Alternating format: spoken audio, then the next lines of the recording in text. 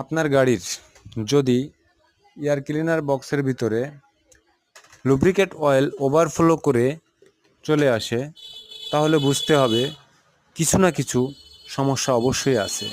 তা না হলে এরকম হওয়ার কোনো যুক্তি নাই। যে ক্ষেত্রে হয়ে থাকে সাধারণত এটা, আপনারা যদি ভুল করে 1 লিটার লুব্রিকেট অয়েল লাগবে, সেখানে আপনি 1.5 লিটার দিয়ে দিচ্ছেন, এইটা অতিরিক্ত হয়ে গেলে এইটার চাপেও আসতে পারে। অনেক ক্ষেত্রে এরকম ভুল হয়ে থাকে, কিন্তু এটা টেকনিক্যালি যদি প্রবলেম হয়ে যায় তাহলে এটা সমস্যা অবশ্যই। যদি আপনার ইঞ্জিন কম্প্রেসার কমে যায়, তখন কম্প্রেসারটা ব্যাকভাবে পিছন দিকে চলে আসে, তখন বেরোনোর রাস্তা হচ্ছে ওভারফ্লো লাইন।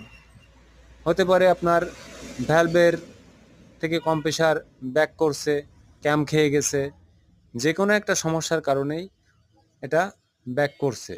ইঞ্জিন বাইরে না দিয়ে বাতাসটা আপনার ভিতরে টেনে নিয়ে আসছে।